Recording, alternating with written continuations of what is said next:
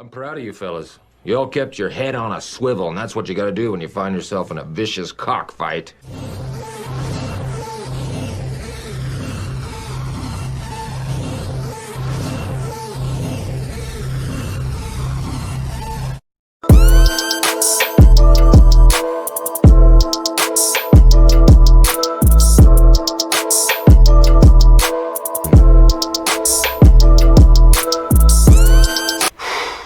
Boy, that escalated quickly. I mean, that really got out of hand fast. Good morning. Welcome to CCP Podcasting Productions Behind the Curtain Territories. I'm Chris Page. That is Eric the Lariat Steele. And he always catches me with that damn thing and takes my head off every weekend. What's up, man? How are you? Uh-oh. I can't. Man, can you hear me? I got you now. Can you hear me now? Yes, I got you All now. right. It is early morning, folks. It was a long night for me last night. But hey, man, I'm happy to be here. Excited to watch some crazy FMW wrestling. See how many times we win. We show a little wins camera or something here. Win-so-meter. I'm saying, I listen, I went through this morning and I found some stuff. And of course, with FMW, I'm not that familiar with it. You and I were speaking last week about, what we're going to do next. And you brought up FMW. I was like, fuck it, let's do it. Why not? So I started doing a little bit of research on it. I was a little late to the party myself. But I did go through and I found 4 or 5, I think there's 5 matches, that kind of span 91 to 96-ish, give or take. And if we like what we see here, man, we can always turn it around next week and pull some more stuff. But I have found in my research that, Atushi Onita, excuse me, is pretty big deal. Let me tell you, you're going to get a lot of internet hate for that one. I mean, that's, if the worst thing I do is butcher a name this morning, then we're in good shape.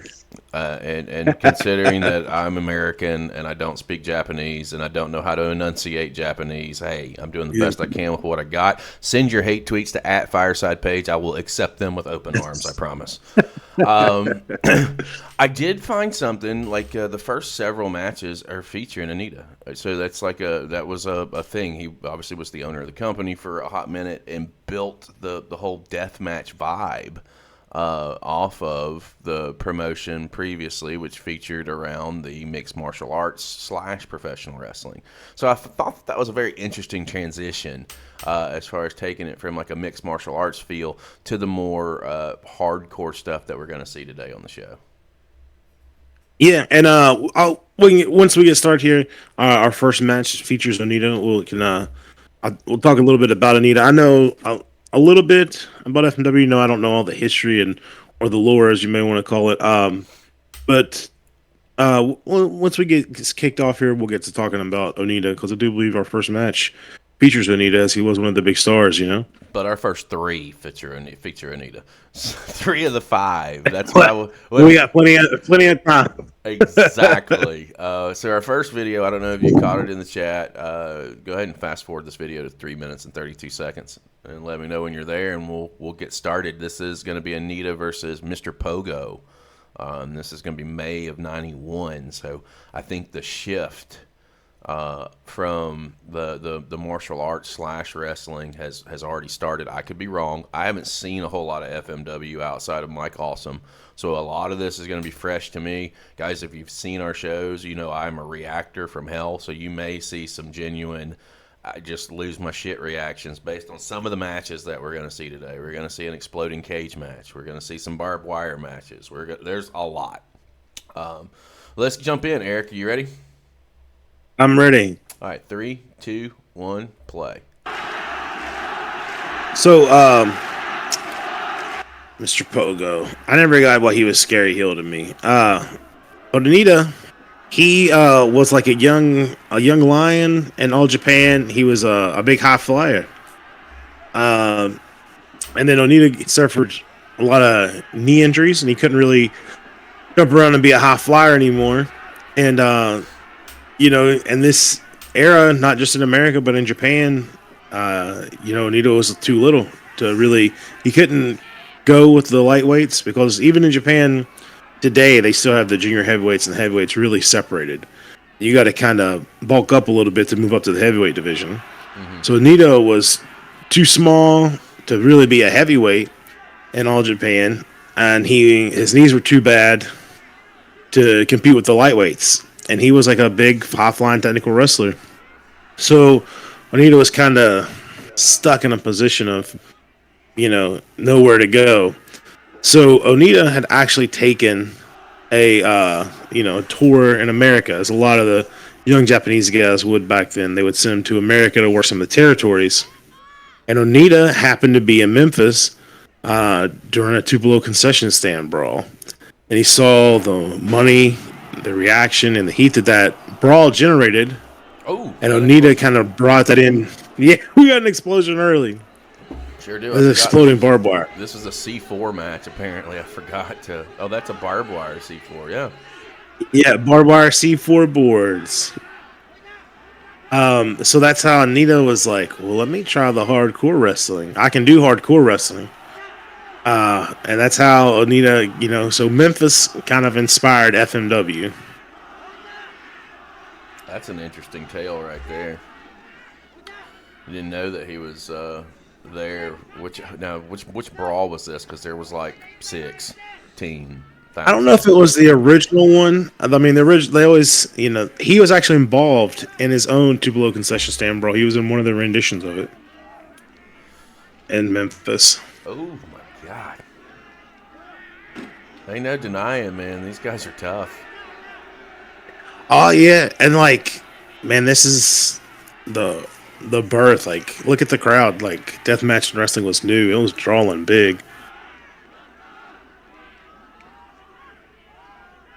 They would use a lot of FMW footage for all the Stringomanias. ICP would for Stringomania after the first one. Like, IWA was the first Stringomania, but after that it was FMW.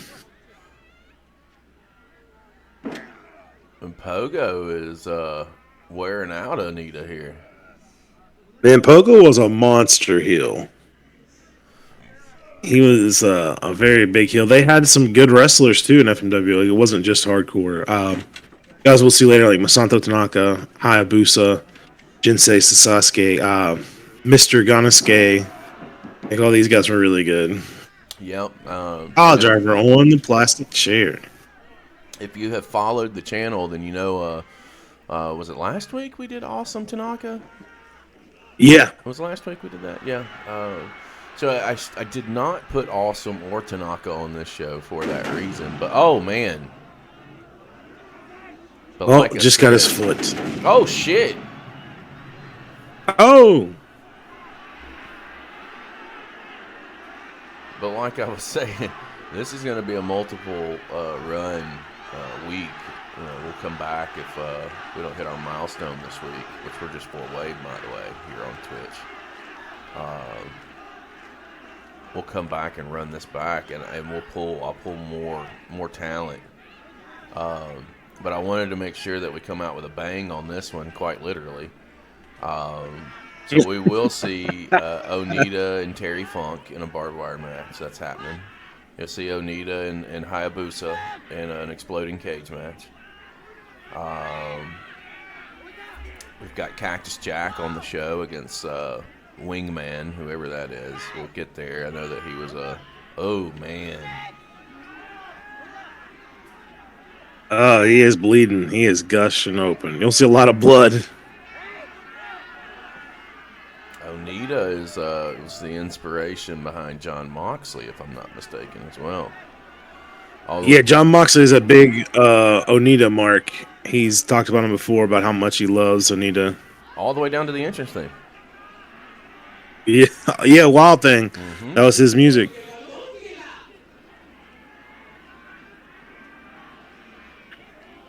Pogo's controlled this thing since the opening bell. Well, like I said, when I was a kid, I never got how, don't get me wrong, Mr. Pogo does not look like a baddie, he's pretty pudgy, which, I'm one to talk, but he just doesn't look like a scary, menacing heel to me. But he was always just slaughtering everybody in his matches. I just literally slipped off the top rope for that splash. I remember seeing matches with like Pogo. He would use a sickle. He had like a drill. I can't remember if it was like a sickle or a light tube, and he just stabbed it in a guy's back. Onita finally fired back. Did you hear that crowd? Yeah. Oh, look, Onita learned that selling, then making a big comeback is where it's at. Like, Onita wrestled kind of like an old school Southern babyface style in Japan, which wasn't necessarily like the traditional way they wrestled there. Man, this crowd's into it. Yeah, they are. Like, this was new stuff. They didn't have this kind of crazy hardcore stuff back then.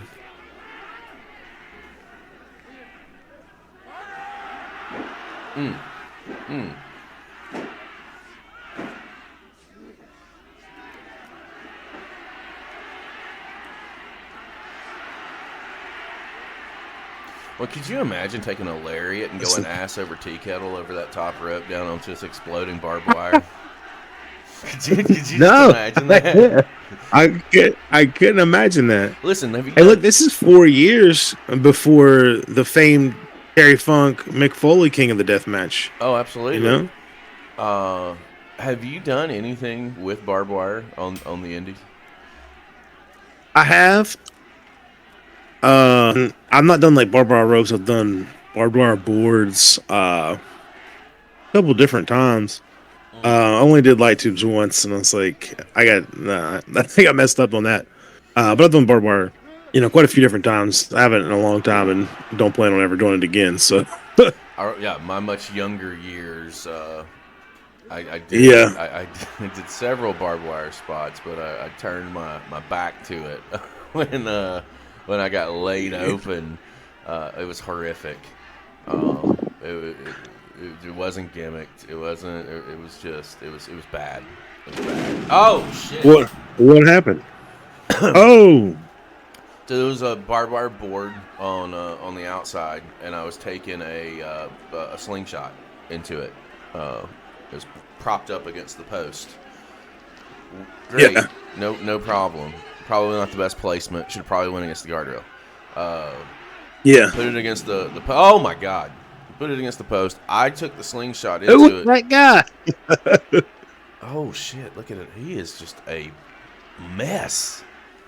I took the slingshot. That was like every match he looked like that.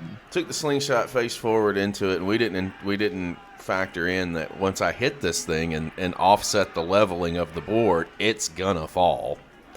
And it did. It fell one way, and I bounced off and fell another way, and the barbed wire shredded across my head and my chest, and it cut into me. Oh man! No, we're not doing that again.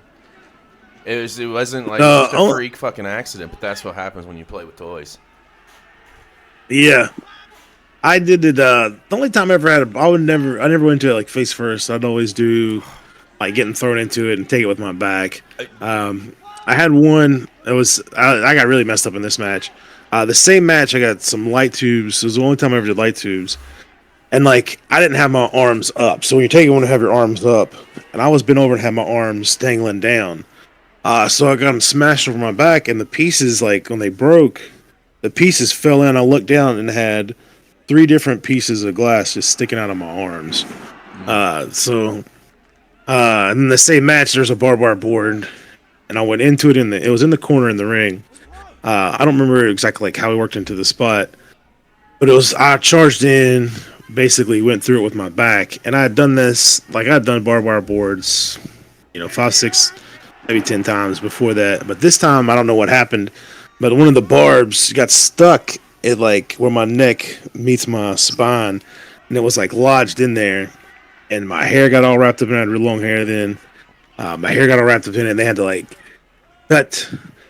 stop the match. Like I couldn't get out. They had to like cut my hair out of it, and they like pulled the barb out of the back of my neck.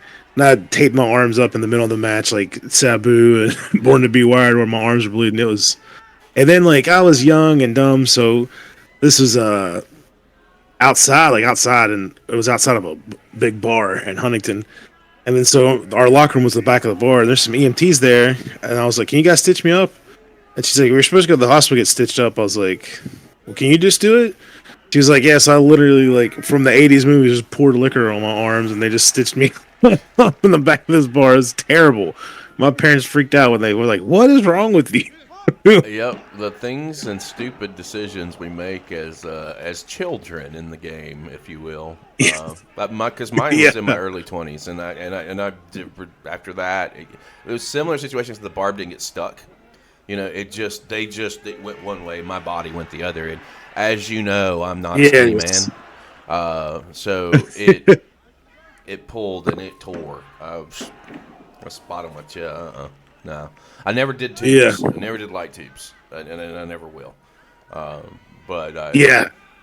that, I was like, no more light tubes. I was in a match one time, and they wanted me to win this battle royal, and they're like, when it comes down to the last 5 guys, it's hardcore. I was like, what are you guys doing? And these 2 guys were like, oh, we got all these light tubes. I was like, I mean, you don't hit me with them. And so I would hit them with them, but I was like, you're not hitting me with that. And one of the guys came at me with like a bundle of a bunch of light tubes, and I'd already told him, I was like, look, guys, like I'm not doing tubes. And then a guy came out with a bunch of these tubes. I just kicked him right in the gut. He dropped those tubes, and I just picked him up and threw him out of the ring and broke him off. No. Oh, we just missed Onita picking up the win here. He picked it up with like a bulldog type move off the top rope, man. But that was not the cleanest. I mean, you all. know, however, Bulldog is better than exploding in C4, I guess. Look at the sheer devastation that they went through during this. It's fucking insane. Yeah. Onita he sold like Terry Funk, man. He was trying to be like a Terry Funk babyface. What's crazy Not funny we're going to have Terry Funk soon. Yeah, like I said, this is 91, so he had to have. This has just got to be getting going. I forget what year they started pivoting away from the martial arts wrestling and into the hardcore, ultra-violent stuff. So they started in late, like their first show was in October of '89. And then it was like the late '90s they really got running. But I mean, once Onita got control, it was pretty much hardcore. He just looks like a bad. I mean, there's a lot of guys like guys that we're gonna names that you're gonna recognize came through FMW, like Tarzan Goto. I'm not sure if people are familiar with who Tarzan Goto is. He was great, man. He was NWA champion for a long time. Him and Dan Severn had a killer match. In the match, Tarzan Goto has a spike and tries to stab. This was for the NWA World Title, and Dan Severn was champion. Tarzan Goto has like a spike and tries to stab Dan Severn with it. And Dan Severn like puts a chair up and he stabs into the chair. It's super cool visual. But I mean, you had guys like Jericho, Lance Storm, Sheik, Sabu, Damon Stace, Tiger Jet Singh, who was huge in Japan. Of course, Hayabusa, Funk, Foley, like so many big American stars came through FMW. It's funny you mentioned the Funker, and as I'm fixing the screens here, the Funker's up next, bud. The Funker and Onita and a barbed wire. What's that? I'm gonna go ahead and stop this Onita promo because I don't really know what he's saying. I stopped it. I've already moved to the next video. Got it set. Not only is this Funk and Onita, it's a exploding barbed wire. Exploding ring, yeah. Yep, exactly. This one you need to fast forward, get it to 3 minutes and 5 seconds, and then I'll be ready to hit play. I'm there. I'm ready. All right, 3, 2, 1, play. So this is like where Moxley got the idea for like the exploding ring death matches. Was from this stuff, Yeah, absolutely. Look at Terry. And what year is this? This doesn't look that far removed from Funk and Flair's. Well, this is '93, so I guess it's a couple years. removed from the Funk and Flair I Quit match. Funk's in good shape here. Oh yeah, he was in that Roadhouse shape. Such a great movie. It is, man. Terry Funk had a nice little run of movies there. Over the Top. I'm trying to remember what other movies he's in right off. Now I'm assuming that Terry Funk is the heel here. So I don't think Onita was ever a heel in FMW, and I know they did a kind of like an American stable. Had like Funk, Awesome, the Gladiators, or not the Awesome was the Gladiator, the Headhunters. Yep. Even though they were Puerto Rican, I think. I guess it classifies as an American team. But you also had guys like Gato and Jado in FMW. That's where they got their big break. Which Gato is like the booker of New Japan now. Mm-hmm.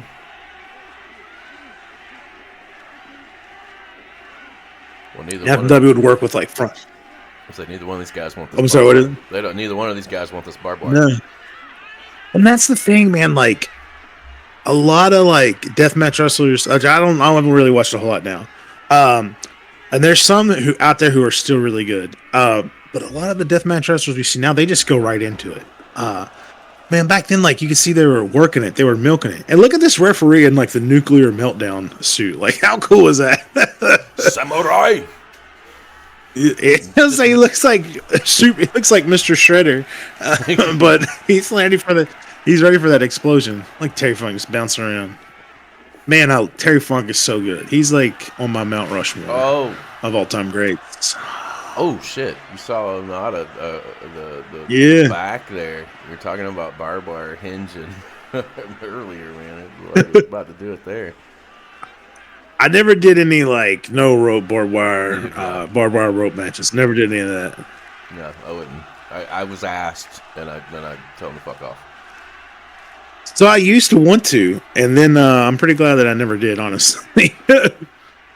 Here's the thing, though. Like, if it wasn't so unpredictable, like we talked about our your spot with the barbed wire getting kind of impeded into the back of your neck, and then my spot on the floor where I went one way, the board went the other way, and it split me.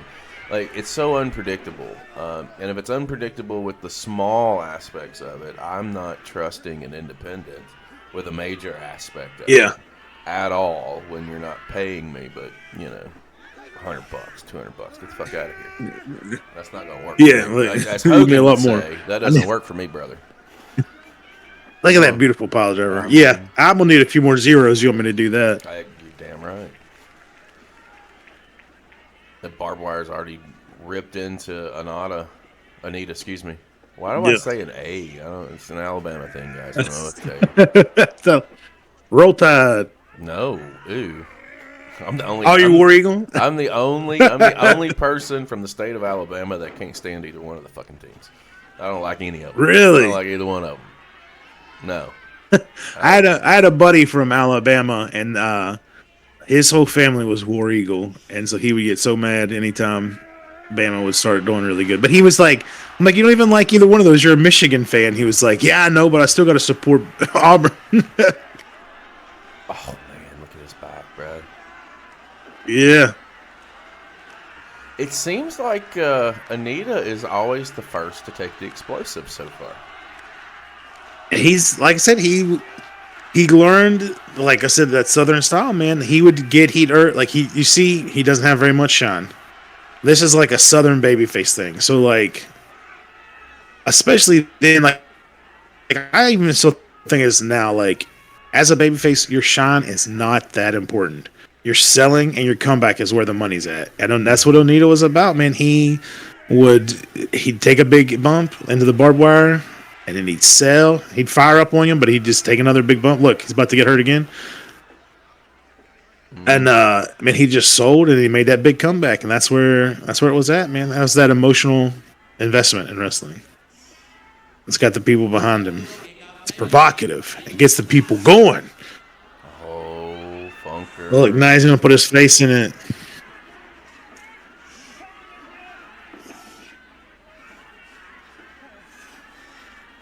Oh,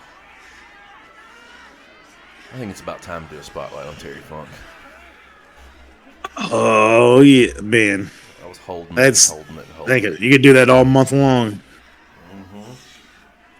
I mean, look, funk was from like the 70s to the 2000s, man. He was There's so much killing it. Oh, look at the cell here. This is fucking great. That's yeah, that's what I'm telling you. Like, these guys milked it. Like, they really knew how to sell it, you know?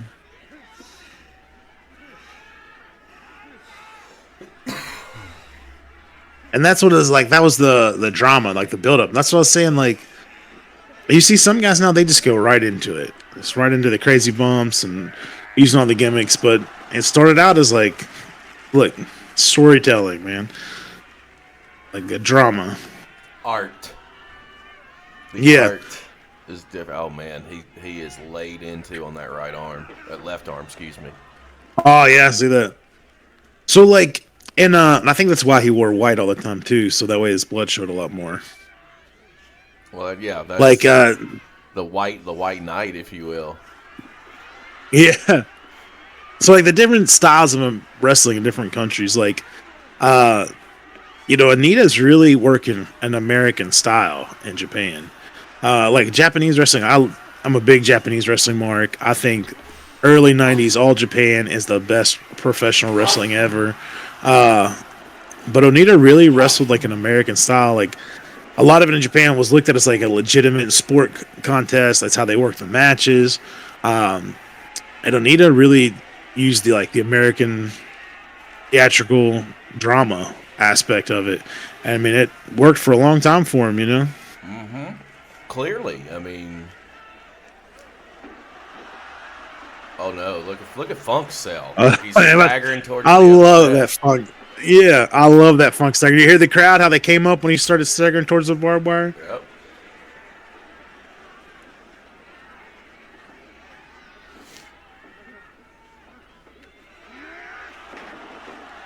Big DDT there. Funk is laid open now. Oh. It's a bloody match, man. Well, there's not a lot of... That's a bloody promotion. That's... Yeah, it was. They did a match one time. I saw some crazy... They did one match I saw. The match takes place in like a bathhouse. Like it's a tag team match. And the two teams walking, and there's just all these like sumo wrestlers sitting around like a hot tub and like a steamer, and they're just watching these guys fight in the bathhouse. Wow.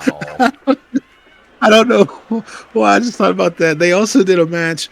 They had like an exploding ring, and they said like it was too dangerous to be on ground, so they put the ring like on all these buoys up this ring, and then the ring floating in the middle of the water, like out on the harbor, and like bringing the wrestlers to the ring on John boats, and they're getting out and getting into the ring for the match. Like they did some crazy innovative stuff. I'll say that. Like some of it worked. I don't know how much money that bathhouse match drew. Oh shit! Oh that.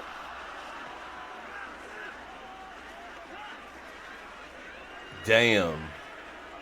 Drop toe hold into the barbed wire. I'm busy laughing about the bathhouse match, and Onita's just fighting for his life here. Look at his finger, man. Finger laid open. He's laid open. Jesus. Yeah. Boy, they better be paying fucking great, or else don't call me. So Onita was like that was one of the problems they said of FMW. Onita was he owned it. He was the booker. He was kind of paying himself very heavily while some other people were not making a lot of money. Onita's like driving around in a Lamborghini or Ferrari, living in a high-rise, fancy house. Whereas, some people were like starving, but Onita paid himself pretty heavily. And FMW's kind of got like a sad story. Near the end, when you could tell the promotion was starting to go downhill, Onita sold the promotion to the guy. Oh, this ring's about to explode. We have the countdown going. Onita sold the promotion to the guy that was a ring announcer. And then Onita retired after he sold the promotion. And Onita had built himself into this position where he was the star. Like, he was the Hogan. He was the Flair of FMW, and Onita retired, and business went downhill. They lost like their television deal, and the company wound up filing bankruptcy. Unfortunately, the guy that was running the promotion after Onita committed Harry Carey, which is a little bit different in Japan. Like it's looked at different in Japanese culture, but still it's awful. And that woman, that guy's daughter, like still holds a grudge against Onita and will bury Onita every chance she gets. And I think they had some ties with like the Yakuza and owed some money to them. So it's just a crazy story. It's indeed. I was reading some about that. They have a very interesting tale. Shout out, Goth. Good morning, sir. I'm glad you're here to see some death match wrestling on a Saturday morning. Where am I at? Yeah. I'm a day ahead now. It's afternoon for him, though, right? I think it's maybe early afternoon, noonish, Yeah, one-ish. afternoon says. Over the spinning toe hold, brother. He's got it. Oh, spinning toe hold. He's not gonna be able to walk out of that ring when it explodes. You were talking about how they were doing some storytelling earlier on before getting to the gimmicks and getting to the blood and guts.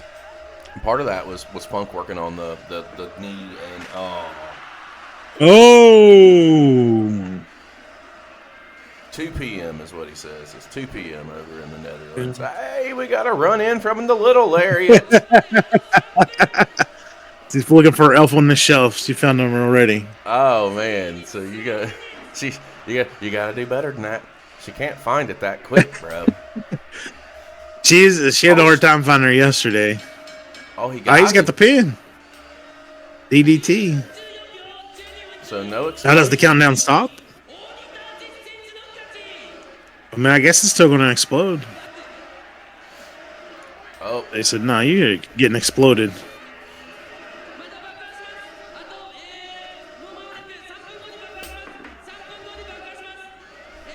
And Funk is giving no fucks here. He's like, I don't care that I lost this, and that's one thing I dig about Funk. He didn't care if he lost. He wanted to make the statement. He wanted to leave with something to talk about, and I can appreciate that. Look, boom. Take that. He lost his helmet off, you egg sucking dog. Oh, they don't need to hit someone with the helmet. Another DDT. Another DDT. Not exactly my favorite style of DDT. No, man. You know what? I like this. I call it the RVD DDT. How RVD takes him. Oh, just landed on top of his head. Then he powerbombed him. Yeah, he got a minute and a half here. We're gonna have fireworks. Yeah. I mean, I'm talking about the way Onita does the DDT. I just kind of like the quick Jake Roberts, Arn Anderson snap down, Yep. They go powerbomb him again. Terry Funk's will be in here when this thing explodes. I should say when I take the DDT, I like to take the DDT where I jack my body straight and kind of hold it there for a second and then fall. Yeah.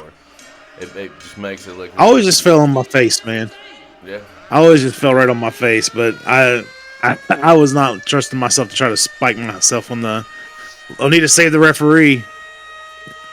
Look at that. Always a baby face. Saving the referee first. Now he's trying to try to get it himself.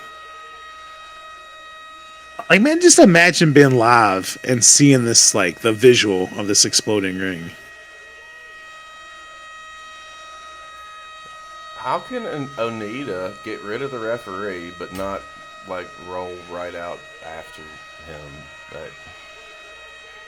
The cell hurt. He's trying. Look, there he goes. Onita's bigger than the referee. And they had to make sure you got the innocent civilians out first. So they go back in and save turn. Look. That's a babyface thing right here. He's like, hey, I don't want you to die. I just want you to be bleeding. Look, this is babyface work at its finest right here, man. Okay, so the ring didn't actually blow up. There was containers around the ring. Yeah, that's how it's always been.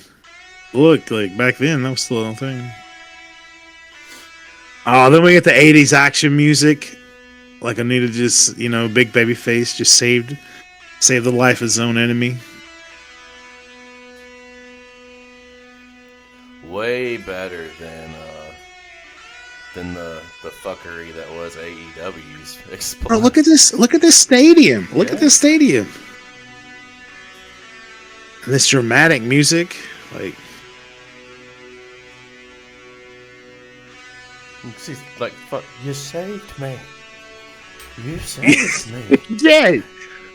Yes. Dramatic theater, man. That's what it is. You know what this reminds me of? Rocky and Apollo Creed.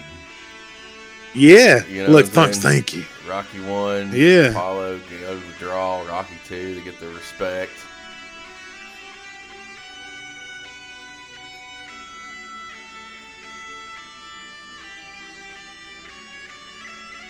This is iconic, actually. Yeah. Like, and Terry Funk was huge in Japan at the time, man.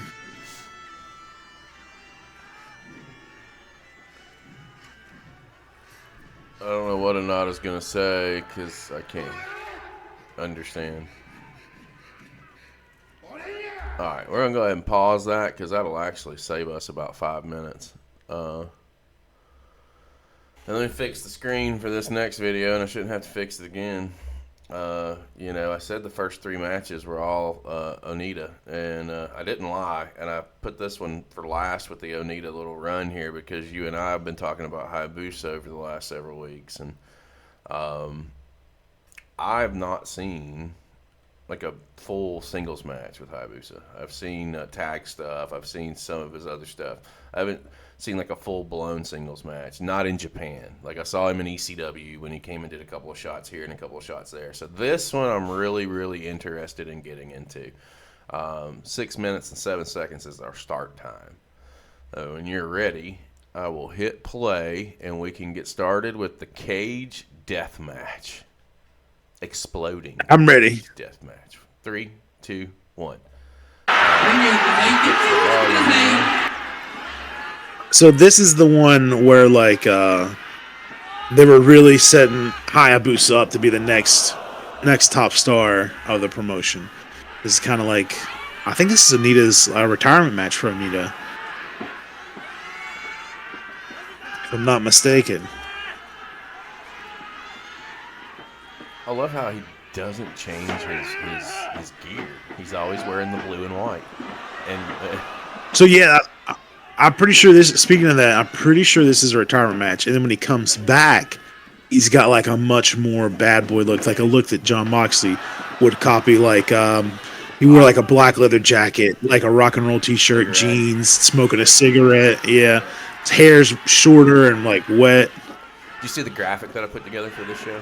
I don't know. I dropped it in our Discord. I don't think I saw it. Okay, so when I was pulling the graphic work or the PNGs to put the graphic together, I looked up Onita, excuse me. I'm going to say Onita, so if you guys want to fucking hate me for it, you go right ahead. I give 0 fucks.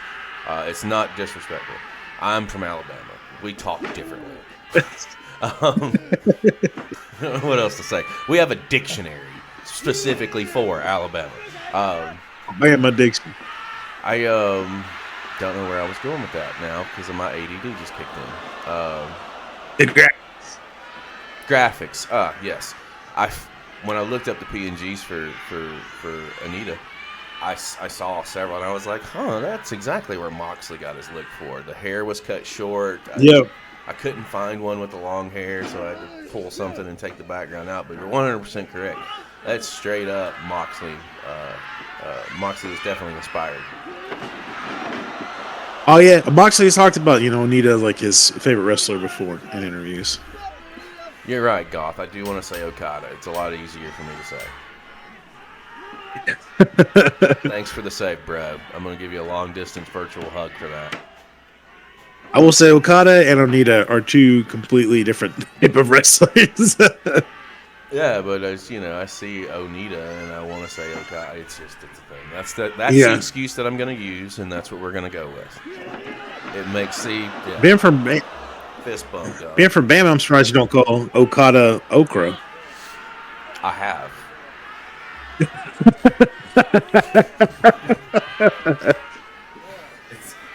It has happened. Thankfully, it wasn't on a live show, but it's definitely happened. Nita's laying into Hayabusa here. Hayabusa. You're not going to see Hayabusa's big high flying skills in this on display like you would normally in this one. Here's a fun fact, Eric. So all the matches that we're watching were taken from kind of the same playlist. I want you to go through the playlist and then you pick out, 4 or 5 matches and send them to me for next week. Yeah, I'll do that for sure. We can definitely find some good stuff. I think that would be real interesting to see your take on what you would pick out if you had, 100 videos to choose from FMW stuff. I think that would be kind of cool. I can tell you, I would have picked this match. That's for sure. Well, this is a very iconic FMW match. That's kind of what I Googled. I was like, give me the best matches in FMW, and this playlist of like 100 different matches came up. Now, some of them I've seen and I've covered on the YouTube channel before. There's women's death matches that I was going to put on for this, but I figured since we were going to do a couple of weeks of FMW, why rush? Let's set the tone with some of the stuff that people may know, or maybe it's an introduction, just like it is to me. And knowing how instrumental Onita is in with the company and the structure and owning it for so long, and being the guy to revolutionize and take hardcore deathmatch wrestling to the stratosphere in Japan, got to start with him. And that's why we did the first 3 matches. I didn't realize that all 3 of them were Onita matches until I was putting them together here, getting my screens and all that shit together. Yeah. And I was like, that's Onita. That's Onita. Okay. Well, that's Onita. Yeah. But I knew that Hayabusa was one of my favorites, so I wanted him on this run. I wanted. I saw Funk. Funk. Oh, ouch! That belly to back. He didn't let go of the headlock though. Yeah, Funk is also one of my favorites. You definitely picked some good ones, man. There is. You're speaking of women's match. They have a women's barbed wire, exploding barbed wire match that is crazy. It's like Jimmy Kudo, I think, and I don't remember who she takes on, but Toddy and I have covered. It's brutal. It was vicious, so brutal, man. And it may be something that we relive here, maybe on one of the last shows of FMW that we do before we move on to another topic. And I say that because it's ouch. I say that because it's 40 minutes. It's a long. Oh yeah, that's long. Brutal.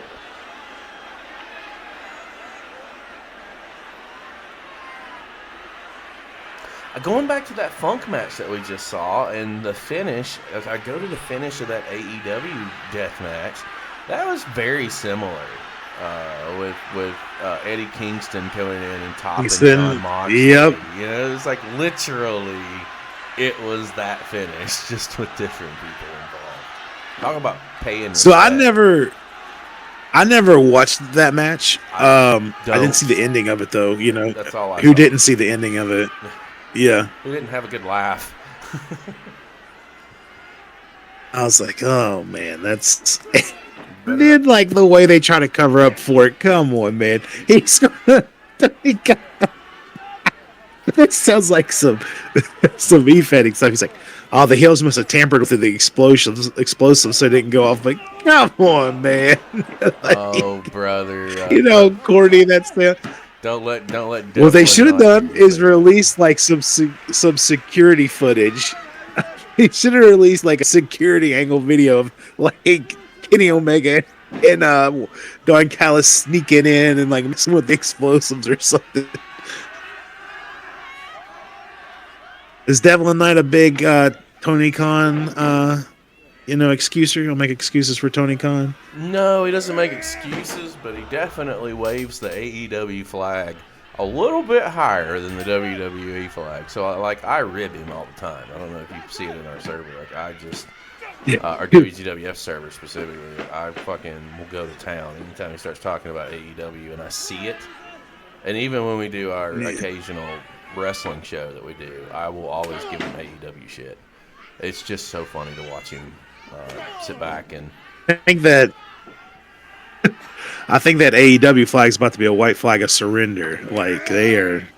Big DDT. I can't. I've never been able to make it through. I've never been able to make it through an episode of AEW, man. Like if you like it, that's like what you like. But I can't make it through one episode. I was able to in the earlier years, the first 2 years. Now then, I just stopped watching it completely. But then I stopped watching modern wrestling completely. I go through and I'll catch stuff every now and then. If something is gets a lot of attention, then I'm gonna go and take a look at it and see what's up and see what did I miss.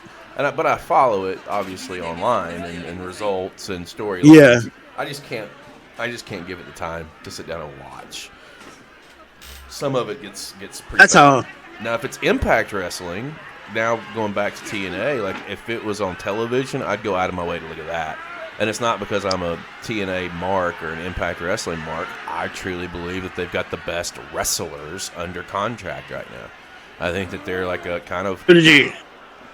What's that?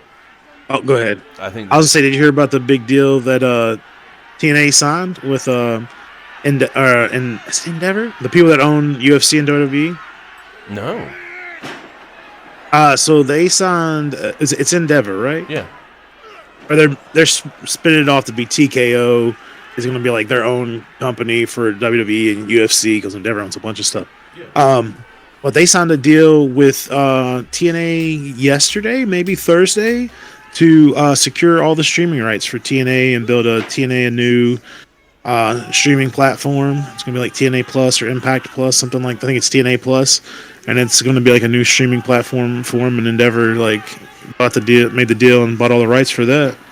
Oh, I don't know how I feel about that. So I mean, it's still its own company. Like they didn't buy the company. It's just something with the streaming service, Because you got to think, man, they got a huge library. Well, see, they've got an app. They've been around for what 20 years. Yeah, they've got the Impact. Yeah, I knew they had the.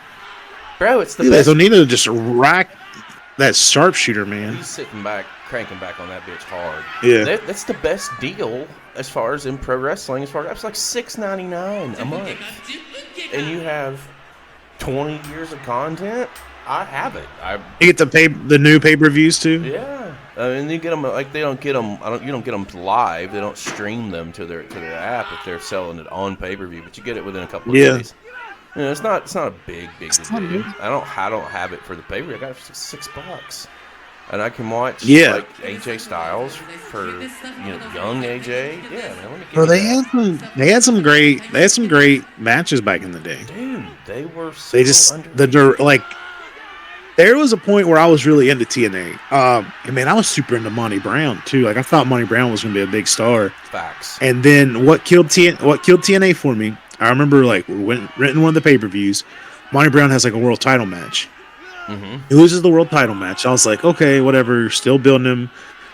This is in the Jeff Jarrett Reign of Terror. Mm-hmm. Which Jeff Jarrett's great. Don't get me wrong. So he loses the belt to Jeff Jarrett, or Jeff Jarrett retains the title, and that's not the main event of the show. I don't remember what the main event match is. There's like some big heel stable, and they take on some, former WWF baby faces. And then like some people come out and join the stable, and then Monty Brown comes out. I'm thinking, okay, they're gonna give Monty Brown the rub, coming out, saving the baby faces. And then Monty Brown turns heel, joins the stable.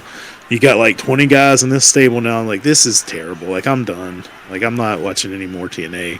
And I just stopped watching TNA then.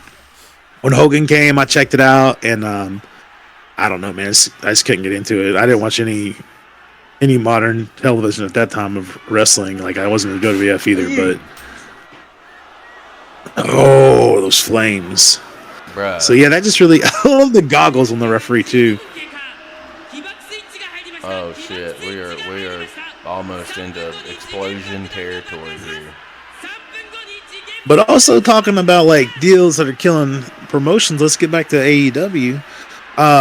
So rumor has it, there's speculation that Warner Media owns like up to 30% of AEW. Mm-hmm. Warner is also the number one bidder for the rights to Monday Night Raw. Correct. So, what's that mean for AEW if they get Monday Night Raw? Standing moonsault. Nice, beautiful standing moonsault there. I got your answer to that in just a second. I love how Hayabusa here, even though he's kind of confined to not so much high flying, he's still putting his shit together and getting his stuff done. What that means for AEW? You got to get your stuff in, kid. Yeah, what that means for AEW, it means bad news. Unless they they send everything to TBS and call it a day. Yeah, which don't get me wrong. Like I don't want AEW to close. You know, the more places for people to work, the better. But it's, you know, just because I'm not a fan of it doesn't mean I want it to close. But I just want them to get their shit together. That's bad news, man. Yeah, just get it together. Just Tony Khan, just sit back and let somebody come in and help you. You know, like let somebody. You got some great wrestling minds that have been there. There's, you know, they seem to be leaving every day. Let some people with experience who know what they're doing help you out. Like it's not easy to book an indie show, let alone I can imagine how hard it is to book 6 hours. Was it 6 hours of television a week? Let's see, you got 2 or 6, 7. I think Rampage is an hour. That's 3. Collision's 2. That's 5. And you got Ring of Honor, which I think is 2 hours. So yeah, about 7 hours. Did they have their own? Did they have their own television show? They have on their Ring of Honor app, yeah. But they still take the TV. Rampage, Dynamite, and Collision, and then Ring of Honor, and I don't know if they do. Yeah, that's 6-7 hours of TV a week, man. Mm-hmm. And he's booking it all apparently. And then also running a soccer team and a football team. Yeah, that's the problem. And plus, like, he's never booked before. Like, that's not something you can just come in and start doing. Like, yeah, you'll have a couple cool ideas, but you know, you gotta build that story and have episodic stuff that gets to it. You can't, like, I'm not saying I can do it. It takes a lot of, like, there's never been just one booker in WWE. Even with, you know, they gotta have. That's a reason they have a huge writing staff. I feel like we're about to get an explosion. Oh shit! Now that's an explosion. Yeah, see, Onita dove on top of the referee, and when Hayabusa hit the wall. Always the babyface Onita. Got a run in from Zeus. Yeah.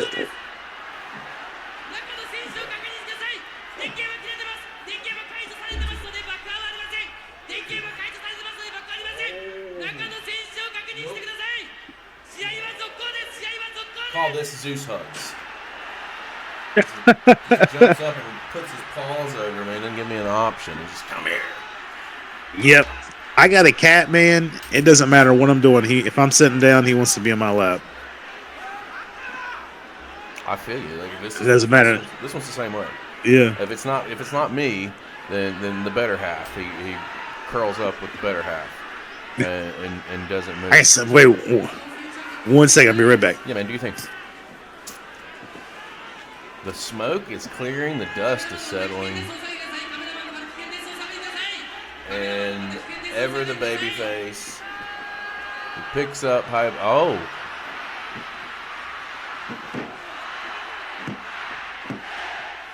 No, we're still going here. I thought the match was going to be over with.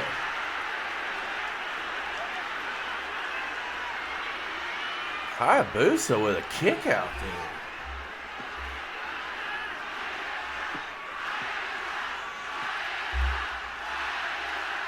Listen to this fucking crowd, dude. They are on fire. Not literally. This is a death match, though. Another one. Oh, Busa with the counter. Near fall. Bro, I thought the match was over. It's not. No, nobody's got pinned yet. Yeah, I thought it's the ring. And surprisingly, exploded. It was just done. The referee's still out. The referee's dead. Don't need to save his life, but he's still out. Look at that dust. Oh, now that the explosions are done, Busa's gonna fly. Oh, No. From the top of the cage. So there's a match. I don't know if it's out there. And it's not really all that good of a match. It's really short too. So they would have barbed wire around the ring. Then they would have these canisters, like these metal square canisters that hung from the barbed wire, and they had kerosene-soaked rags in those canisters. They would set them on fire. Oh no, they did that later. The one I'm thinking of, that's not how they did it. Look at that, stacked them up. They had like barbed wire, but they had these like kerosene-soaked rags around the ropes, and they would light those on fire. And there's a match. I can't remember who's in it. I know it's Sabu and his uncle, the original Sheik. I don't remember who the babyface team is. And so when they eventually light them on fire, Sabu like dove out of the ring, and he got like 3rd-degree burns on his back. But his uncle was stuck in there. They almost died. They had to go back in and save him. Because when they lit that on fire, like the whole ring was engulfed in fire, and that fire just sucked like all the oxygen out of the ring, and he couldn't breathe. Like he almost suffocated, and they had to like jump back in and pull him out. It was crazy. Oh gosh, That finally did it. Powerbomb Symphony. It's like he's dishing out powerbombs to Hayabusa like Oprah Winfrey. You get a powerbomb. You get a powerbomb. Everybody gets a powerbomb. And see, this is one of the things about Onita here, where some people bury his booking. This is his retirement match. He's supposed to be leaving, supposed to be passing the torch to Hayabusa. He just beat him clean as can be right in the middle of the ring. Now he cuts a post-match promo, put Hayabusa over and giving him the rub. But people are like, he should let Hayabusa win. Like, he should pass the torch and let Hayabusa have the win, Well, I was kind of expecting that with it being his retirement match. So he was going to put him over. Yeah. I've seen this one before. I don't remember seeing the other two that we watched before. But I've seen this one a couple different times.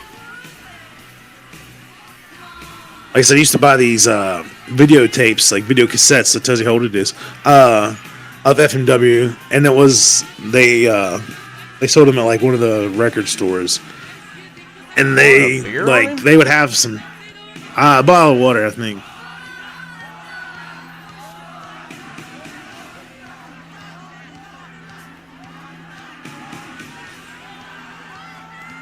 Huh. Well, this is babyface match. Hayabusa was like his understudy.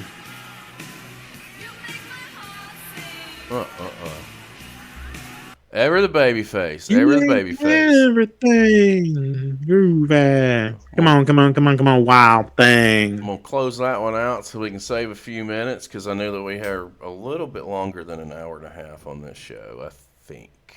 This one's got 20 minutes, and I believe our next one. No, we might cut it right at an hour and a half, maybe a little bit longer. You talked earlier. You mentioned Tanaka, and so did I, because we talked about the Mike Awesome Tanaka rivalry last week. I didn't originally have the Tanaka match on the show. I had Mike Awesome on the show. And then I realized that the opponent Mike Awesome was facing is also the same opponent that I had for Cactus Jack. So that's not going to work. We're not going to go back to back like that. Like Onita, okay, we can get away with that. I don't know if I can get away with it that way. So I pulled that out real quick before you hopped online and plugged this one in.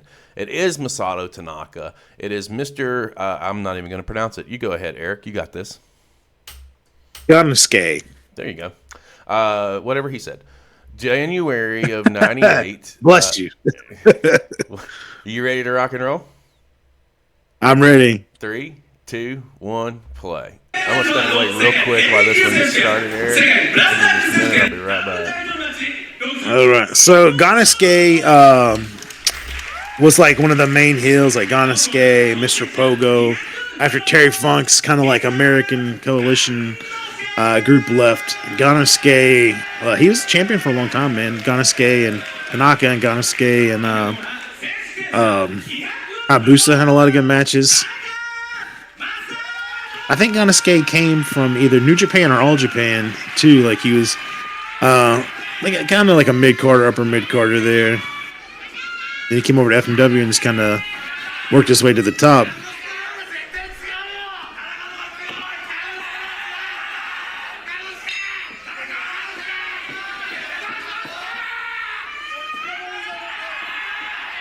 that bleached blonde hair of Gannosuke. I'm wondering if Masato Tanaka was just born with scars.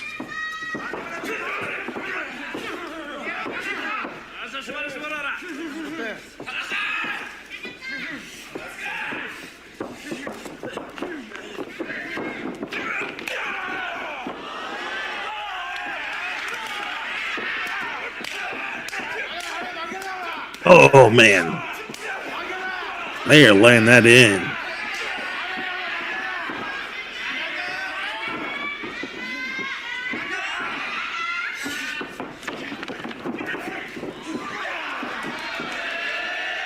Oh.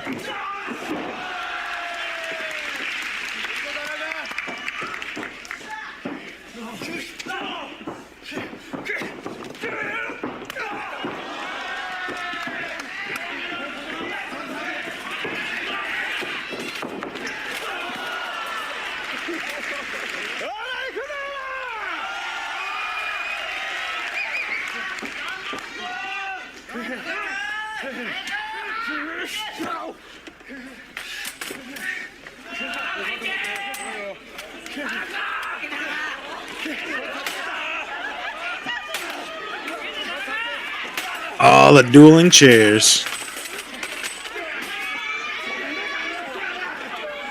I think this is in Kurikan Hall too.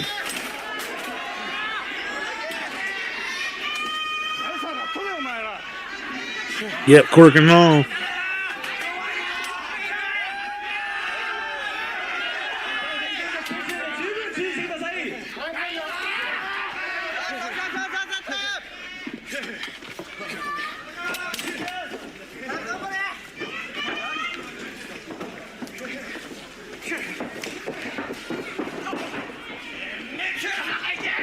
It's the big ring.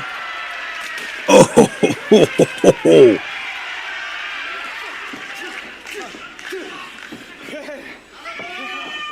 Bleach Bot looks similar to the Taskmaster. He's the Japanese Kevin Sullivan. Look, these guys have been going at a big pace, too.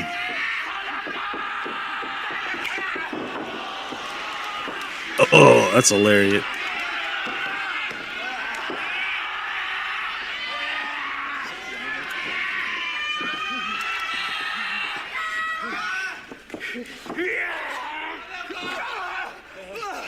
Oh.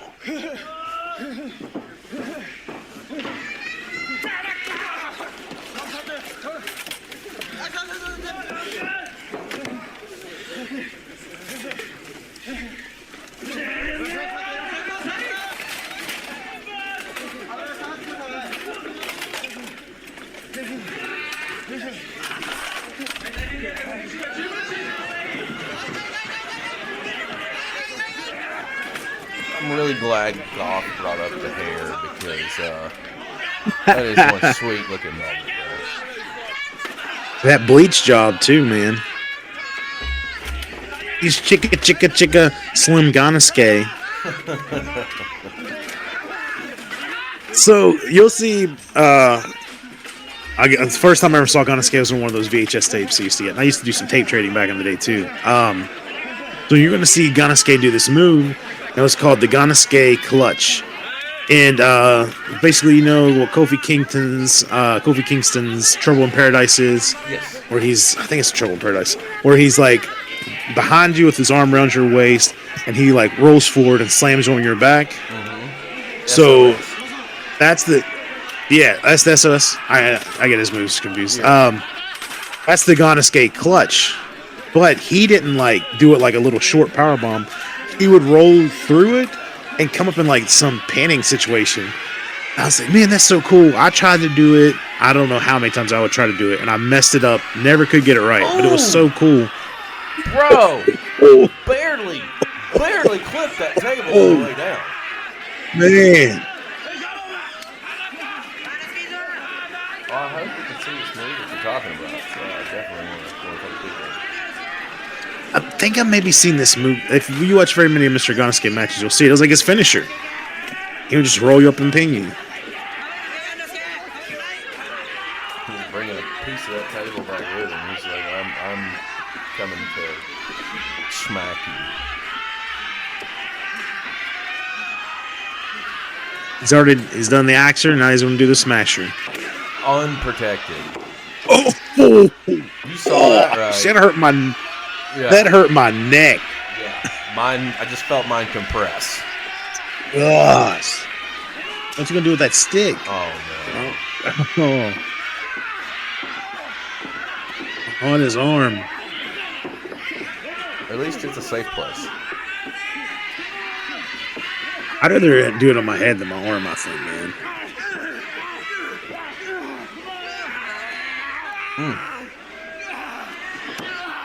And I think Onita, I'm pretty sure it was Onita. Someone tell this story thinking that it was Onita, looking at the arm now. I might be wrong. I'm pretty sure it was Onita. I'll have to look and see. Came to Smoky Mountain. And this one, Kevin Sullivan was in Smoky Mountain. And he had the spike.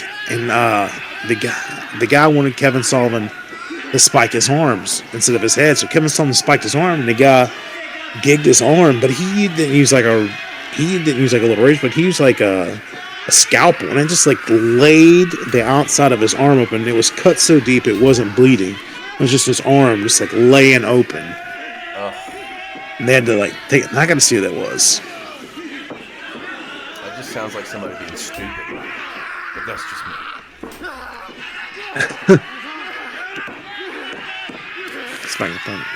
Okay, it wasn't him. It was Kanemura.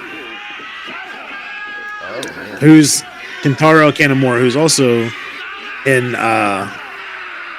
it's Wing Kanemura. We'll see him next. Yep. So that was him.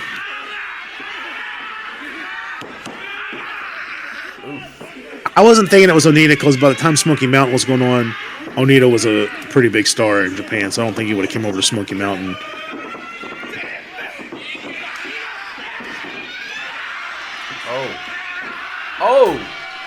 Oh, right to back in the arm.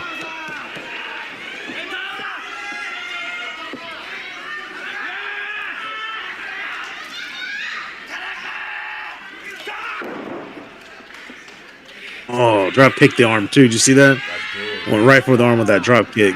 I was looking at this guy's name, and I was asking myself if I wanted to, give the viewers the Alabama enunciation of his name. How I would say it. Mr. Gannosuke. But it's Gannosuke. It's Gannosuke, right? Mr. Gannosuke. You're going to have to call this guy Mr. Gonorrhea at some point, aren't you? Is that what you're trying to do? It'll probably happen. Is it Mr. Gonorrhea-ske? Oh, I wish I could enunciate. We'll get you some Hooked on Phonics for Christmas. Hey, it worked for me.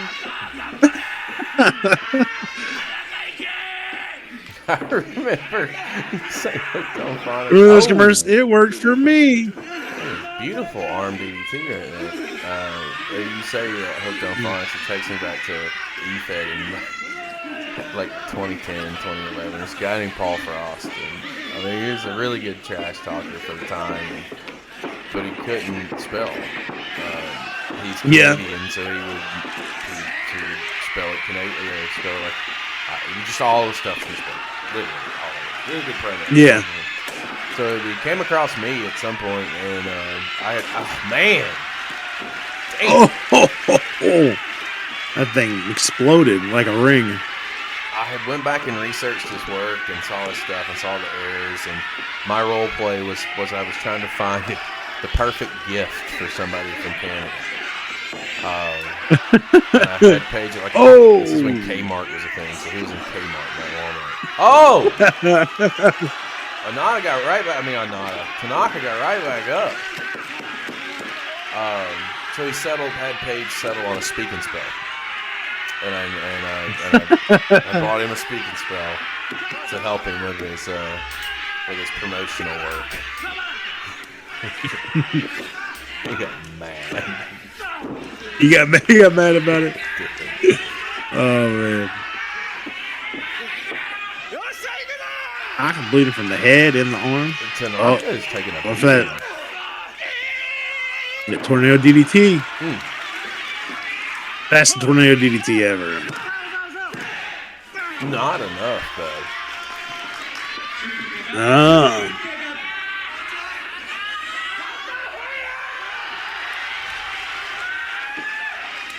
Did he scream Ultimate Warrior? He just screamed something. Oh. Stack powerbomb was a thing and is a thing in Japan. I see that in match in some form or fashion. It's like the United States, we have the Canadian Destroyer and the Super Kick. Japan, it's got the fucking stack powerbomb. The Super Kick, the Canadian Destroyer, and the DDT. Mm-hmm. Three staple moves of wrestling. 3 great finishers that have just been shit all over. I saw an interview with it was like a Zoom meeting or something with like Undertaker, Triple H, and Shawn Michaels. Yep. And Shawn's like, "Look, this generation is just really protecting my finisher, guys. Like that shows you how much respect they have for me." I think Taker said something about, your finish comes right after the lockup. yeah. I forget what Triple H said. Taker was like, right after the lockup. Lock up Super Kick. Oh, why not? I'm gonna next time somebody start the match, they go for a lockup, just Super Kick them as they're going for the lockup. Don't tempt me. Oh, big clothesline.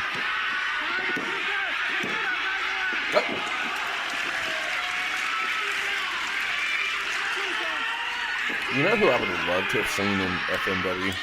Fucking Stan Hansen. Who's that? Oh man, he'd have ate these guys for lunch. Or Brody. Speaking of Stan Hansen, I just watched this interview with JBL yesterday, and he was talking about Stan Hansen. Yeah, on Dutch. Yeah. Yeah. Okay, go ahead. And he's telling a story about he said he unfortunately never got to work Stan Hansen. He's a huge Stan Hansen fan. He was on some tours in Japan with Stan Hansen, and Barry Windham, he had tagged with JBL for a long time, and worked Stan. He said Stan just mauled him, broke Barry's nose, or it was just hit him in the face, and it was all bruised up. And they came in the back, and he was like, "Stan, what was that?" And he's like, "Huh? What are you talking about, Barry?" He's like, "Stan, punch my face." He's like, "What are you talking? Oh, that was pretty cool." He's like, "Put your glasses on." He said, Hansen put his glasses on and said, "What happened to you, Barry?" He's like, "Stan, you killed me." And then JBL's like, "You know what? I think that was a work. I think Stan can see just fine." I mean, listen, that's just how tied together we are. I listened to the same show yesterday. Oh, man. Don't poop. Oh.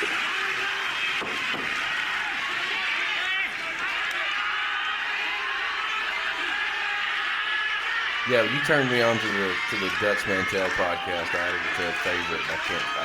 I look forward to Tuesday mornings and Friday mornings. Yeah, his show's entertaining, man. He's a nut. I want to get his book. I have to get his book and read it. I like how he's like, never let the truth get in the way of a good story. in the wrestling business.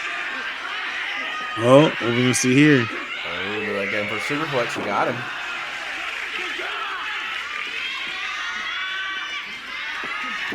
This is turning into a really good match. They have had a very fast pace, hard pace too, the whole match. I wanted something with Tanaka that wasn't with Mike Awesome. Yeah. Oh, nice Death Valley driver. Teabag cover, just a 2. So, speaking of teabag, I used to do this move when I was wrestling.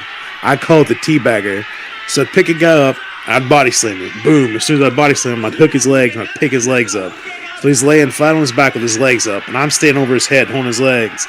I would scream, "Teabagger!" And I would jump straight up and just drop both my knees, like, right beside his head and just drop right on his face.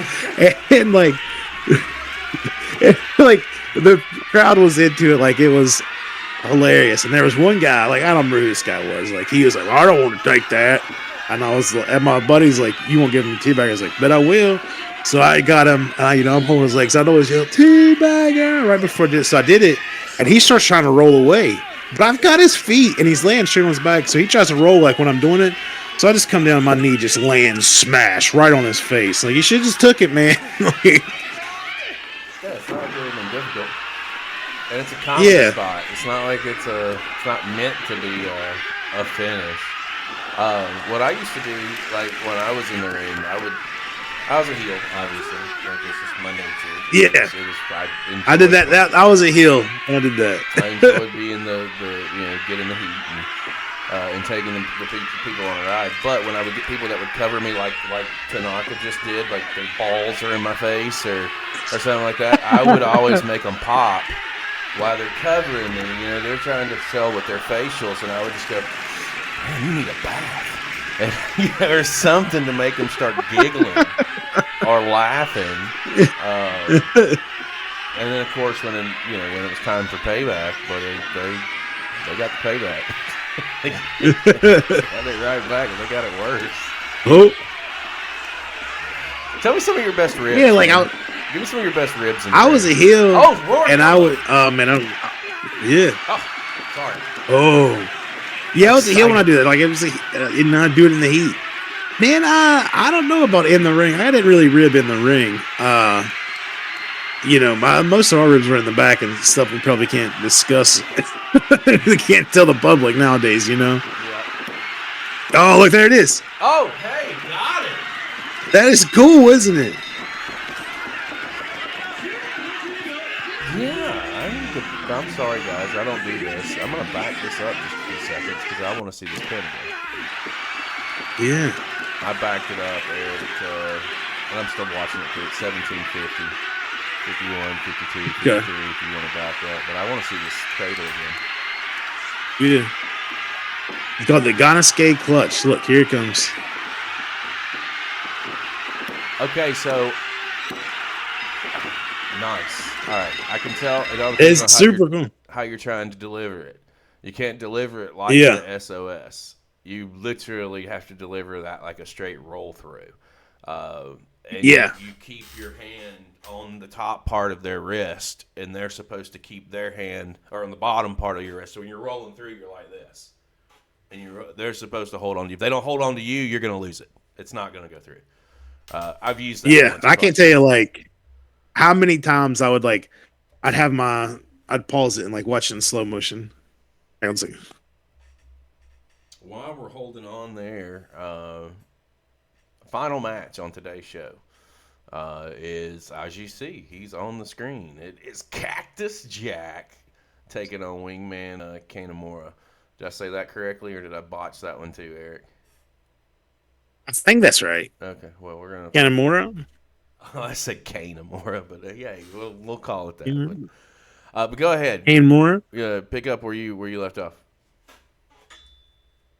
I don't remember what I was saying, honestly. Okay. All right. Well, let's get into this one. 36 seconds. If anybody remembers, let us know. 36-second mark. Okay. Yep. We get a Cactus Jack promo. Yep. I'm here for that. Same. That's why I stopped it at 36, and I was like, oh, we're going to listen to what Cactus has to say. All right, I'm ready. 3, 2, 1, play. When you're the king of the death match, pain is part of your life. Well, I don't really care about pain. Oh, I remember when you're the king of the death match, blood becomes part of your life. Well, I don't really care about blood. When you're the king of the death match, it's all part of life. But Kanemura, you asked me if I care about one thing, and that is, I will be damned if I'm going to step on that plane with my wounds sticking to the airplane seats, knowing to myself that Cactus Jack, you're not the king anymore. You're not the king anymore. You're not the king anymore. So Kanemura, if you want that King of the Deathmatch title, then you better step up the plate and be ready to kill me. Ooh. Because you will have to drag me kicking, screaming, bleeding, and dying. Are you ready to make that sacrifice? Because I am. See you in the ring. What a beautiful fucking promo there. The world's Love me some Cactus Jack. Dude, the end of that promo was fucking fire. Boy, we have animals in the ring. Boy, So this is these guys commentating. This is who I would get on those VHSs. The one and only Cactus Jack. no Okay. to any of you. They would do the American release. Cactus Jack, clearly you can see him pointed out in the camouflage pants with the beard and long hair. You know, I saw Winnebago parked in the lot and thought it looked familiar. Oh, he's back in the barbed wire early. Well, that's right. Yeah. From a mobile home park in Arizona, Cactus Jack is white trash's answer to a samurai. I don't know what. That he does. You know, Cactus Jack. That didn't What age well. chance to Samurai? I love that. Times bestseller list, so he must be the most literate white trash in the universe. As he's taking in Kanemura in the pink and gold flame bodysuit. Maybe this isn't the same commentators. Lanes and FMW rings Mm. in a very near future. I am actually sitting next to a flamer. You are the top flaming. You were so I don't necessarily know if that's camouflage that he's wearing. I don't know this guy. Yeah, I don't think that's camouflage either. I think it's like some like trippy tie-dye design. Well, Cactus Jack is sure showing Kanemura what a cactus to the head must feel like.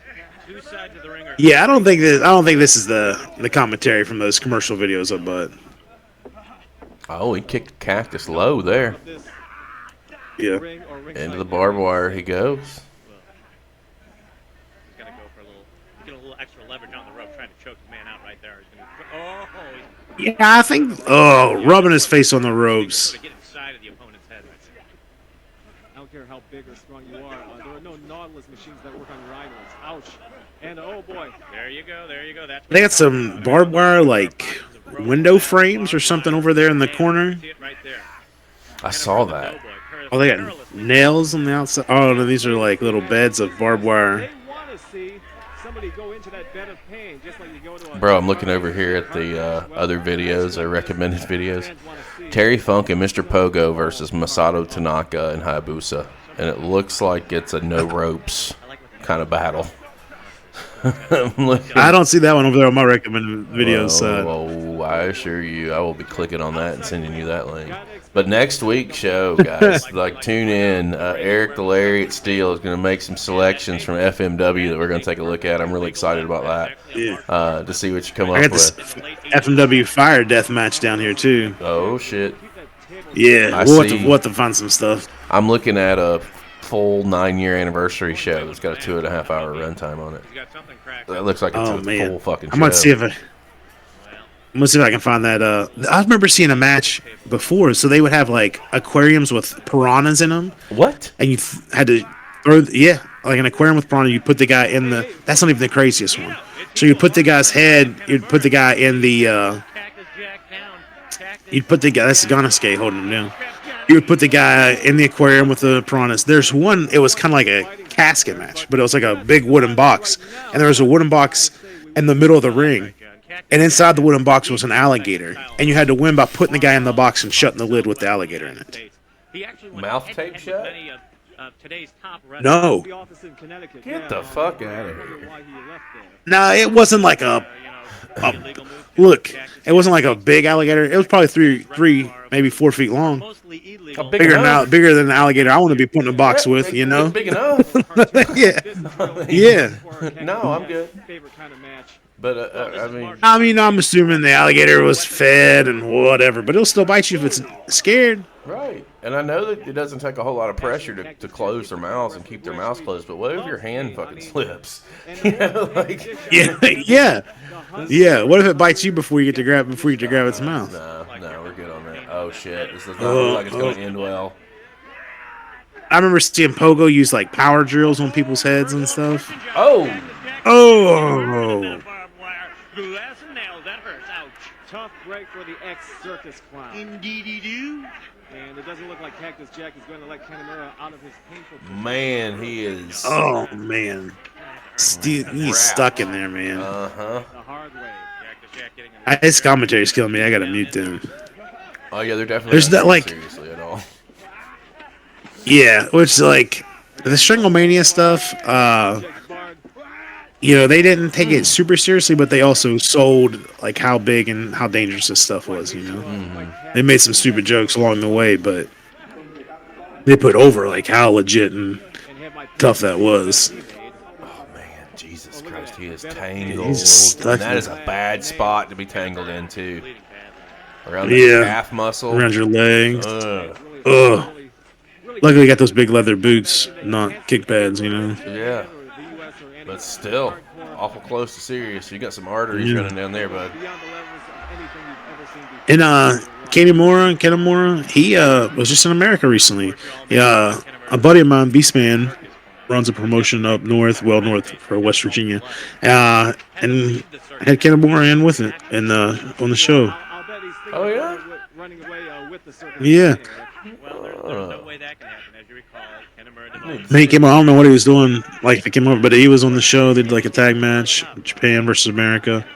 I'm told that if he ever donned the white paint again, he could die for it. But he was a big guy, a big star in FMW. All of this stuff is shipped in from Germany in 1989 after the wall came down. We're talking 15,000 square miles of barbed Big wire. Japan. You're never going to run out of this stuff. Into the barbed wire. I mean, listen, you call out Jack for his King of the Death match, bro. You better be willing Have a to nice day.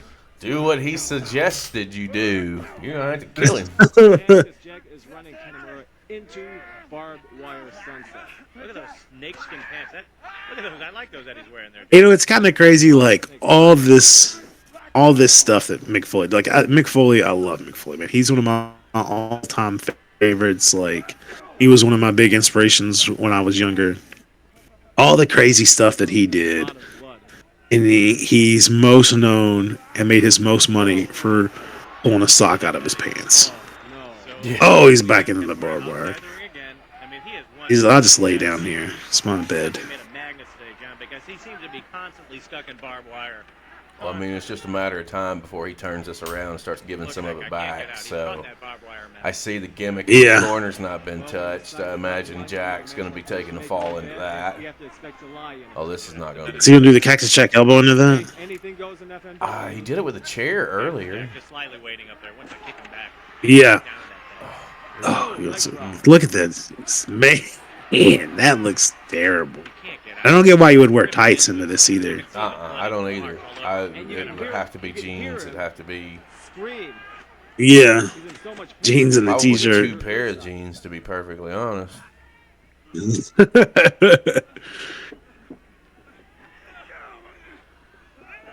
Uh-oh. Back is kind of against that. It is. Half of his back is against that barbed wire. right there. Big down forearm. Bang bang. Cactus Jack. His tights are ripping. He just looks like a mess, man. Like, get me out of here. Why did I agree to do this? He loved it though, man. Like, Wayne Gannosuke was always in some crazy death matches, man. Almost. I tell you what. Jack actually hit a neck. That's kind of cool. Devil. I mean, blood is all Open. over. And did you see how he did the neckbreaker? He was holding onto his hair the whole time. Like, did the hair neckbreaker with his hair. That's pretty cool. Feeling pain himself. He loves dishing it out, as we could say. I always like that. I always called that the wedgie pile I driver. do too. That's what I call it. The wedgie pile driver. Looks like he's giving him a wedgie while he's doing it. You know what they used to call it in the old video games? They used to call that the What was it, Texas the pile stump? driver. Like a little love on the Texas pile The driver. Texas pile driver? That's what they used to call it. I was like, that's the wedgie pile driver. Shut up. Lusting for more blood. Everybody knows it's a wedgie. What's the stump pile driver? I thought they called that the stump pile driver. That I might be wrong. Very well could be. Yeah. I remember at one point it was called a Texas pile driver. That could be an earlier one. So. It's what? That's wedgie pile driver is what I'm always going to call it. Oh, absolutely. That's the winning name for it. And the fact that it doesn't get called that on commentary and get sold like that is a fucking tragedy. Yeah, Worse for wear, too. wedges hurt, man. I don't think either one of these guys have much luck. Oh man, you remember back in the day, and I know back in my day, going to school, the only thing we had to really worry about as far as bullying was concerned was getting a wedgie or taking a swirly. We didn't have to worry about freaking guns and violence and shit like that. Man, I remember being in high school, like, people had guns in their car, like, oh, I'm going hunting after work. They had a gun rack in their car with a gun in it, and like, nobody freaked out about that. But they didn't have to worry about that kind of stuff when I was in high school. No. Oh, there's a whole nother bed on this other side of the ring. Oh yeah. So this bed. So the sides that don't have barbed wire on the ropes, they got the beds laying outside. So this is Foley's bed right here, because now he's about to lay in it. That's what this tells me. What? Is he gonna slam it? Okay. Oh, they're teasing it, man. They're working you. Drop kick. Yeah. Beautifully done. And there's two gimmicks in each corner too. So. Yeah. So Foley never did glass. Said he would never do glass. And he also like never did fire. He would do barbed wire and thumbtacks. But like Foley never glass.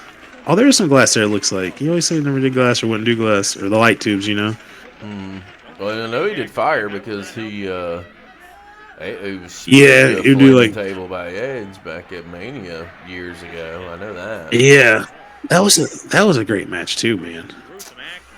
He said like glass and fire, like the risk ratio is just too high. It is absolutely. I completely agree with you. Like I did barbed wire. I don't know how many times I did thumbtacks. I did thumbtacks a lot. Yeah, those are easy. I mean, not to say. Yeah. It's of everything, it's the easiest to do. It hurts for that split second, and then once you start, oh man, his hair's tangled. And once you start taking them out, like the first couple hurt, but then you just get numb to it and you just take them, go. I never thought taking them out hurt. The only time they ever hurt is like I got one in my elbow that hurt, and then I was getting like you had to be careful getting up. That's where it was. Mm-hmm. I was getting up and I put my hand down and got one like right in the tip of my finger. That hurt. But aside from that, man, like they really weren't bad. I took them on the floor one time. They hurt extra bad on the floor for some reason. That hurt taking them on the floor. But son of a bitch. In the ring wasn't bad. That's sudden stop, bud. Yeah, but like they just hurt extra bad on the floor for some reason. But I will say, the worst pain I ever had, and any like hardcore. This is gonna sound so stupid. Like any of the hardcore stuff I ever did, the worst pain I ever had is I was having like a hardcore match with a guy that did like death matches. We did like barbed wire, we did tacks, but he took a cup of ice and he poured it, like had a t-shirt and shorts on over top of a singlet. And he pulled my shirt and he poured it down my shirt. So I got a singlet and it goes underneath my singlet. Goes down the back of my singlet and goes like underneath. And the ice is stuck. It goes down to where it's going to go, gravity. It's stuck on my taint in my singlet. So I can't get it out. And I got like frostbite on my taint. Worst thing ever from wrestling. That was the worst part. I'm like, I'll take these tacks, take this barber, get this ice out of here. Oh, slamming with that painted glass and barbed wire. By far the worst thing. Like it hurt. I was like, this is burning. This is the worst. I had a guy.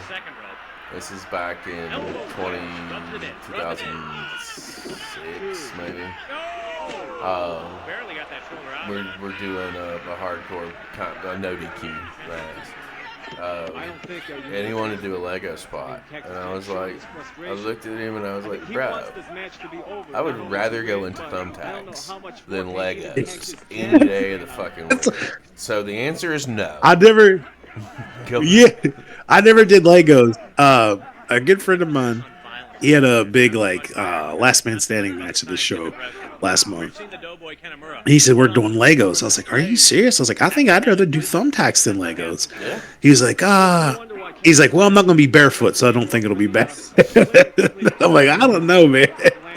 So I wasn't there for the match. I watched the match later, and I left the show early. And I watched the match on YouTube, and I asked him, I was like, how was the Legos? He's like, it actually wasn't that bad. If you're not excited, Bullshit.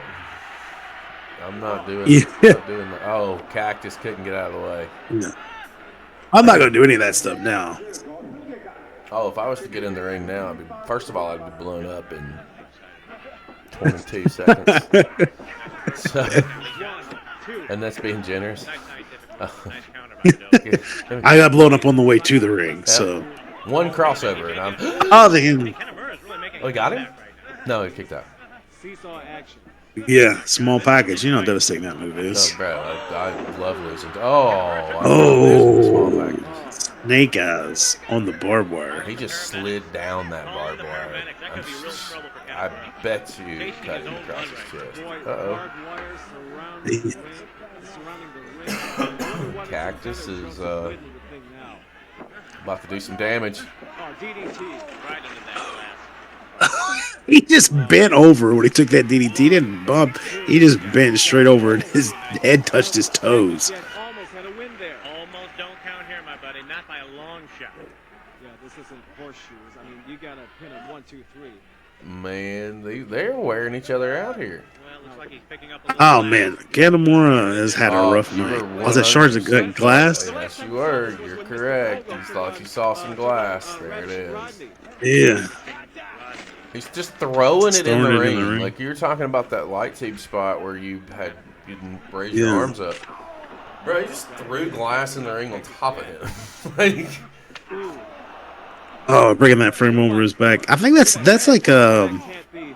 safety glass, or I don't know what kind of glass that is. But that's different than the Glass, fluorescent maybe. light glass. sugar glass.